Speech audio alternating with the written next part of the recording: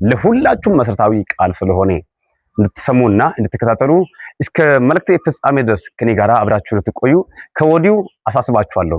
ከኃጢአት ጎዳናና ከኃጢአት ልምምድ ራሳችሁን ሰውሩ። ይሄንን መልእክትን ሳመጣ ላንተ እግዚአብሔር ጥሪ ያደረገልኝ ነው። እንዳትሞት ስለፈለገ በአዳም የመጣው ሞት ቅጣት አመጣ። ራቆታቸው እንዲሆኑ እንዲያዩ አደረጉ በመታለላቸው ምክንያት። ስለዚህ ራቆትነታችሁ እፍረት እንዳይታይባችሁ፣ ሞት እንዳያገኛችሁ፣ ከሞት መንገድ እንድትመለሱ ዛሬ የንስሐ ልብ እንድኖራችሁ ጥሪን አቀርብላችኋለሁ። ዓለም በልጁ እንድድን ነው እንጂ በዓለም እንድፈርድ እግዚአብሔር ወደ ዓለም አላከምና።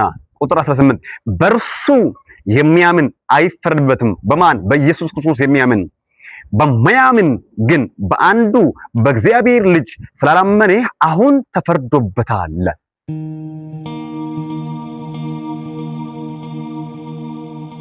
ሰላምና ጸጋ ይብዛላችሁ በመላው ዓለም የምትገኙ ቅዱሳን፣ የእናንተ ወንድም ፕሮፌት ነኝ። ዛሬ አስፈላጊና መሰረታዊ የሆነ መልእክትን ወደ እናንተ ይዤላችሁ መጥቻለሁ።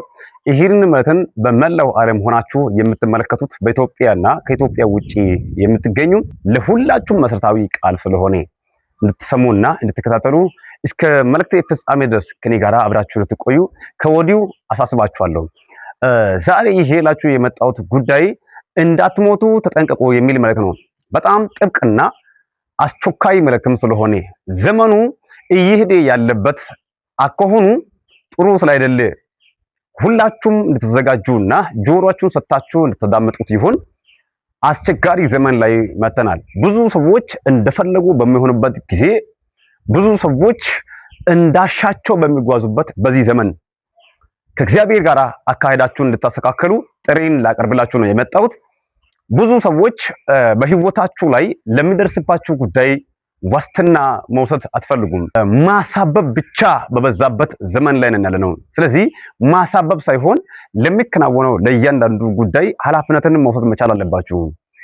አንዳንድ ሰዎች እከሌ ስላደረገ እኔም እንደዛ ባድርግ በሚል በሚዲያ እሽቅድምድም፣ እንዲሁም ደግሞ የመሰላቸው ሰዎች ባደረጉበት እኔም እንደዛ ላድርግ በሚል ጉዞ እየተጓዘ እርስ በርስ ሰዎች ወደ ጥፋት እየተነዱ ያለበት ዘመን ላይ ነን ያለነው።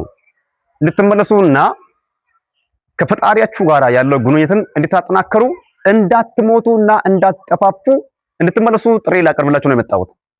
በኢትዮጵያም ከኢትዮጵያም ውጪ የምትገኙ ትውልድ ኢትዮጵያውያንና ኤርትራውያን በልዩ ልዩ አካባቢ ላይ ሆናችሁ ይህንን ቃል የሚሰሙ ሰዎች የመጨረሻ ዘመን ስለመጣ ጌታ ኢየሱስ ክርስቶስም በደጅ ላይ ስላለ ኢየሱስ ክርስቶስ ቤቶቻችሁንና በሮቻችሁን እያንኳኳ ስላለ በሮቻችሁን እንድትከፍቱ፣ ያ ማለት የልብ በርን ከፍታችሁ እግዚአብሔርን ወደ ቤታችሁ እንድትሾሙ፣ ወደ ቤታችሁ እንድትወስዱ፣ የንስሐ ልብ፣ ንጹህ ልብ እንድኖራችሁ ዛሬ ልባችሁንም ጭምር ላነሳሳችሁ መጥቻለሁ። የእግዚአብሔር ቃል ከኦሪት ዘፍጥረት ምዕራፍ 3 እና ከዮሐንስ ወንጌል ምዕራፍ 3 ካለው ክፍል ላይ አብሮ የሚሄዱ ሐሳቦች ስላሉ ለእናንተ ሐሳቡን አቀርብላችኋለሁ። ከኦሪት ዘፍጥረት ምዕራፍ 3 ከቁጥር 1 ካለው ክፍል አነባለሁ። እባብም እግዚአብሔር አምላክ ከፈጠረው ከምድር አውሬ ሁሉ ይልቅ ተንኮለኛ ነበር።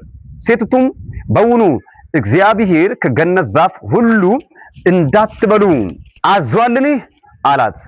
ሴቲቱም ለእባቡ አለችው፣ በገነት ካለው ዛፍ ፍሬ እንበላለን፣ ነገር ግን በገነት መካከል ካለው ዛፍ ፍሬ እግዚአብሔር አለ እንዳትሞቱ ከእርሱ አትብሉ አትንኩትም አለ።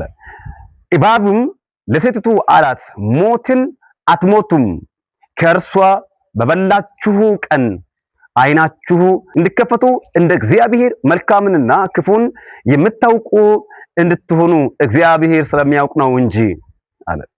ሴቲቱም ዛፍ ለመብላት ያማረ እንደሆነ ለዓይኗም የሚጎመጅ ለጥበብም መልካም እንደሆነ አየች፣ ከፍሬዋም ወሰደችና በላች፣ ለባሏም ደግሞ ሰጠችው፣ እርሱም ከእርሷ ጋር በላ። የሁለቱም ዓይኖች ተከፈቱ፣ እነርሱም ራቁታቸው እንደሆኑ አወቁ። የበለሱንም ቅጠሎችን ሰብተው ለነርሱ ለራሳቸውም ድልድም አደረጉ። እነርሱም ቀኑ በመሸ ጊዜ የእግዚአብሔርን የአምላክ ድምፅ ከገነት ውስጥ ሲመላለስ ሰሙ። አዳምና ሚስቱም ከእግዚአብሔር ከአምላክ ፊት በገነት ዛፎች መካከል ተሸሸጉ ይላል። አታድርግ የተባለውን ነገርን በማድረግ ተታልላ ሔዋን አዳምን ይኸው ብላ ለሱም ሰጣች፣ እርሷም በላች። አትብላ፣ አትንካ፣ አትንኩ የተባለውን ነገር በነኩ ጊዜ ጥፋት መጣ። ያዩት አይኖቻቸው እንደሚከፈት ያዩትን ነገር እንዲነኩ እባብ መጥቶ ባታለለ ጊዜ ተታለለችው። አታለለችው ደግሞ ለራሷን በላች፣ እርሱም እንዲበላ አደረገችው። ሁለቱም በሉ። በበሉ ጊዜ ግን ራቆታቸው እንደሆነ ነው ያዩት። እፍረትን ነው ያዩት። ዓለም ላይ ጥቅም የሚያስገኝ እየመሰለ ጥፋት ጎዳና እንድትጓዙ ያደርጋል። ወደ ጉርጋድ መጥፊያ እንድትወርዱ ያደርጋል። አትንካ የተባለውን ነገርን መንካት፣ አታድርግ የተባለውን ነገር ማድረግ በምድር ላይ እየበዛ ያለንበት ዘመን ላይ ያለው። እግዚአብሔር ጋራ የሚያጣላ የተኛንም ጉዳይ አታድርጉት። ከእግዚአብሔር ጋራ ያለው ግንኙነታችሁን አጥናክሩ። በዘመናችሁ ለእግዚአብሔር ተገዙ። እንዳትሞቱ እንዳትነኩ የተባለውን ነገር መጥቶ ንኩ የተባለው የተኛው ነው ብሎ አልጠየቅም እባብ። አትንኩ የተባለው አለ ወይ ነው ያላት። አታድርጉ የተባለው ነገር አለ ወይ ብሎ ነው ያታለላት። አው ሁሉም ተፈቅዶልናል፣ ግን አንድ ነገር አልተፈቀደም። ያው ከዛፍ መካከል ክፉንና ደጉን እንዳትለዩ፣ ደግሞም ይሄኛውን እንዳትነኩ እንዳትበሉ፣ በበላችሁ ጊዜ ትሞታላችሁ የሚል ማስጠንቀቂያ እግዚአብሔር ሰጠ። እንዳትሞቱ እንዳትነኩ እንዳትበሉ ነው ያለው። ያ ሁሉ ገነት ውስጥ ያለው ዛፍ ሁሉ ሳይሆን የታያት አትንኩ የተባለችውን ነው። ዛሬም አትንኩ የተባላችሁን ነገር የነካችሁ ያላችሁ ሰዎች ተመለሱ፣ ንስሐ ግቡ። ዛሬም አታድርግ የተባልከውን ነገርን ለማድረግ ውስጥ የምንሳሳ አገልጋይ፣ ተገልጋይ፣ ሚመን፣ ነጋዴዎች፣ የመንግስት ስራ እየሰራችሁ ያላችሁ፣ ትልልቅ ስልጣን ደረጃ የተቀመጣችሁ፣ የትኛውም ዓለም ላይ ሆናችሁ ይህን ቃል እየሰማችሁ ያላችሁ እግዚአብሔር አትንካ የተባለውን ነገር መንካት የለብህም፣ መንካት የለባችሁ። ያኔ ትሞታላችሁ። የጊዜ ጉዳይ ነው እንጂ አትግፋ ተብለ እየገፋ ያለው የጊዜ ጉዳይ ነው እንጂ ነገ አንተ ትወርቃለህ። ተጠንቀቁ። ልባችሁ ቅን ይሁን፣ ውስጣችሁ ቅን ይሁን። ከኃጢአት ጎዳናና ከኃጢአት ልምምድ ራሳችሁን ሰውሩ። ይሄንን መልእክትን ሳመጣ ላንተ እግዚአብሔር ጥሪ ያደረገልኝ ነው። እንዳትሞት ስለፈለገ በሔዋን አማካኝነት ሔዋንን እባብ ሲያታልል ደግሞ ተታልላ ለራሷ ብቻ አይደለም ለሷም የመጣው ሞት ለባሏም አጋረችው። በአንዳንድ መጥፎ ሰዎች ምክንያት መልካም በሆነ በእግዚአብሔር ጎዳና እየተጓዛችሁ የነበራችሁ ሰዎች ሰዎችን ተመልክታችሁ እየሄዳችሁ ከትክክለኛ መንገድ እየሳታችሁ ያላችሁ ሰዎች ተመለሱ። ምድራዊና ጊዜያዊ ጥቅም ቢቀርባችሁ ይሻላል። አግኝታችሁ ይዛችሁ መጨረሻ ላይ ወደ ሞት ከምትወርዱ፣ ወደ ጥፋት ከምትወርዱ መጨረሻችሁ ወደ ክብር እንዲደርስላችሁ ዛሬ ብትራቡ ነገ ትጠግባላችሁ። ዛሬ ብትገሩ ነገ የማብጤ ሰው ትሆናላችሁ። ዛሬ ብቸኛ ብትሆኑ አትፍሩ። እግዚአብሔር በብዙ ሺህ ሕዝብ እንድታጅቡ ያደርጋችኋል። ለእግዚአብሔር የቀና ማንነት ሊኖራችሁ ይገባል። በአዳም የመጣው ሞት ቅጣት አመጣ። ራቆታቸው እንዲሆኑ እንዲያዩ አደረጉ በመታለላቸው ምክንያት። ስለዚህ ራቆትነታችሁ እፍረት እንዳይታይባችሁ በእግዚአብሔር ፊት በቅነት እንድትመላለሱ ይሁን። አንድ ሰው ሞትን ትሞታለህ ኃጢአትን የሰራ ሰው የሚለው ቃል ስቲል እስከ ዛሬ ድረስ ኃጢአትን እየሰራው አይደለም ወይ ግን በህይወት አለው ልትል ትችላለህ። በስጋ አለህ ግን ሞተሃል። በመንፈስ ዓለም ምንም ዋጋ የለህም። ከዛ ካልተመለስክ ንስሐ ካልገባ ውስጥ በእግዚአብሔር ፊት ከእንደገና ታጥቦ ካልተመለሰ በስተቀር ሞተሃል። አንድ ሰው በህይወት ኖሬ ማለት ይቻላል፣ ግን በህይወት አይደለም። ሰውዬ አካል ስጋ አለው፣ ውስጡ ግን ሞቷል። ለምሳሌ አንድ ስልክ በእጅ ይዘሃል፣ ስልኩ ግን ባትሪ አለው። ለመደወል ትፈልጋለህ። በስልኬ ውስጥ በሲም ካርድ ውስጥ ብር ከሌለው መደወል አትችልም። ሲም ካርድ አለው ግን መደወል አትችልም ውስጡ ላይ ብር ስለሌለው። እንደዚህ ሁሉ መንፈሳዊ ህይወት በህይወቴ ላይ ከሌለ ከእግዚአብሔር ጋር ያለው ግንኙነት እየጠነከረ ካልሆነ እግዚአብሔርን ትእዛዝና ስርዓትን ህግን ፍርድን እያከናወንክ ካልሆነ በህይወቴ ሞታል አለህ ግን ሞታል። ነገ ፍርድ ይጠብቃል። ተመለስ። ከዛ እንግዲህ አታድርግ የተባለውን ነገር ስላደረገ ሞት መጣበት። ሞት እንዳያገኛችሁ ከሞት መንገድ እንድትመለሱ ዛሬ የንስሐ ልብ እንድኖራችሁ ጥሬን አቀርብላችኋለሁ። ሌላኛው ደግሞ በዮሐንስ ወንጌል ምዕራፍ 3 ላይ ከቁጥር 16 ሄደን በምንመለከትበት ጊዜ የእግዚአብሔር ቃል እንደዚህ ብሎ ነው የሚናገረው።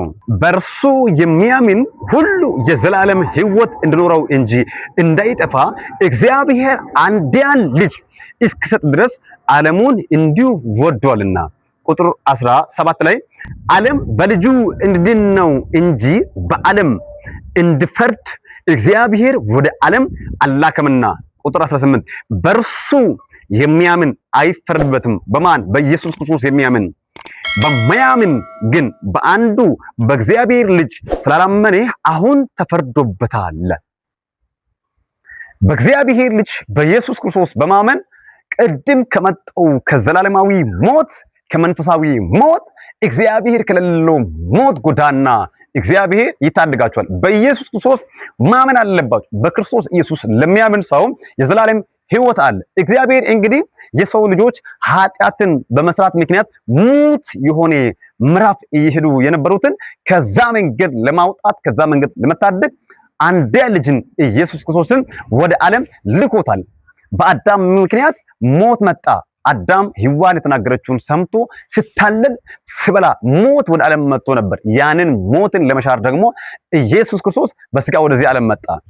የመጣው ኢየሱስ ክርስቶስ ለአንድ ሰው ብቻ አይደለም፣ ለአንድ ግለሰብ ወይም ለአንድ ከተማ ወይም ለአንድ ሀገር ብቻ አይደለም፣ ለመላው ዓለም ነው የመጣው። ለመላው ዓለም የመጣውን ኢየሱስ ክርስቶስን ጌታ መሆኑን በልቤ አምኔ በአፌ መስክረ በህይወቴ ላይ ንጉስ እንዲሆን አድርገ ስትቀበል የዘላለም ህይወት ታገኛለህ። የዘላለም ህይወት ያገኘው አንተ ደግሞ ለዘላለም ትኖራለህ። መንፈሳዊ ሞት ስፒሪቹዋል ሞት በህይወቴ ላይ አይመጣብም። ዘላለማዊ የሆነ ህይወትን ታገኛለህ። እንግዲህ አንድያ ልጅን እስከዛ ድረስ እግዚአብሔር ዓለምን እንዲሁ ወዷልና ይላል። እንዲሁ ወዷልና አንድ ልጅን ኢየሱስ ክርስቶስን በመስጠት እግዚአብሔር ዓለምን ነው የወደደው። ዓለምን የወደደበት የዘላለም ህይወት ለሰው ልጆች ሁሉ እግዚአብሔር የሰጠበትን ይሄንን መንገድ ከተጠቀምክ ለዘላለማዊ ህይወት ትኖራለህ። ያ ማለት ኢየሱስ ክርስቶስ በህይወት ላይ አለ ማለት ከሞት ከዘላለማዊ ሞት ዘላለማዊ ህይወት ጋር ትሸጋገራለህ። በዓለም ላይ ሞት ጭንገፋ እንዲሁም ደግሞ ጨለማ ባለበት በዚህ ዓለም ላይ ያለው ህይወትን በምትጨርስበት ጊዜ ዘላለማዊ የሆነ ብርሃን ወዳለበት ህይወት ትሸጋገራላችሁ። ብርሃን ወደ ዓለም ስለመጣ ሰዎች ስራቸው ክፉ ነበርና ከብርሃን ይልቅ ጨለማን ስለወደዱ ፍርዱ ይሄ ነው። ክፉ የሚያደርግ ሁሉ ብርሃን ይጠላልና ስራውም እንዳይገለጥ ወደ ብርሃን አይመጣም። እውነትን የሚያደርግ ግን ስራው ከእግዚአብሔር ተደርጎ እንደሆነ ይገለጽ ዘንድ ወደ ብርሃን ይመጣል። ክፉ ከሚያደርጉ ሰዎች ሽሹ። ሰዎች በምድር ላይ ክፋትን የሚያደርጉ ጥፋትን የሚያደርጉ እንዲሁም ክፉ ስራ የሚያደርጉ ሰዎች እነዚያ ስራቸው ክፉ ስለሆነ በህይወታቸው እድሜ ክፋትን ስለሚያደርጉ ከዛ ከክፋት ጎዳና መመለስ አይፈልጉም። እግዚአብሔር ደግሞ ክፉ ከሚሰሩ ሰዎች ጋር አይተባበርም። መልካም ከሚሰሩ ሰዎች ጋር ይተባበራል። ስለዚህ በህይወታችሁ ላይ መልካም ስራ መስራት አለባችሁ። በህይወታችሁ ላይ ጥሩ ስራ መስራት መቻል አለባችሁ። ጥሩ ስራ የሚሰሩ ሰዎች ጥሩ ስራ እግዚአብሔር ስለሚወድ በብርሃን ይሰራሉ፣ በቀን ምድር ይሰራሉ፣ በጨለማ አይደለም ይሰሩ። በህይወታችሁ ጥሩ ስራ መስራት አለባችሁ። ስለዚህ ጥሩ ስራ ከሚሰሩት ጋር እግዚአብሔር ይተባበራል። መልካም ስራ ከሚሰሩ ሰዎች ጋር እግዚአብሔር ይተባበራል። ስለዚህ ከጨለማ ስራ ከሚሰሩ ሰዎች ጋራ ከነፍስ ገዳዮች ጋራ እንዲሁም ከሚዋሹ ጋራ ከሚያታልሉ ሰዎች ጋራ አትተባበሩ። በህይወታችሁ እድሜ እግዚአብሔርን ተባበሩ። ከእግዚአብሔር ጋራ ኑሩ። መልካም ስራ በመስራት ሁሉ ጊዜ ውስጣችሁና ልባችሁ ከእግዚአብሔር ጋራ መሆን አለበት። ልባችሁ ብቻ አይደለም፣ ውስጣችሁ፣ ማንነታችሁ፣ ነፍሳችሁም ጭምር ከእግዚአብሔር ጋራ መሆን መቻል አለበት። ንጹህ ስራ መስራት አለባችሁ። ያኔ ዘላለማዊ ህይወት ታገኛላችሁ። ያኔ ዘላለማዊ እረፍት ታገኛላችሁ። ያኔ እግዚአብሔር አምላክ ከእናንተ ጋር ይተባበራል። ብርሃን ከሆነው ስራ ጋር ተባበሩ።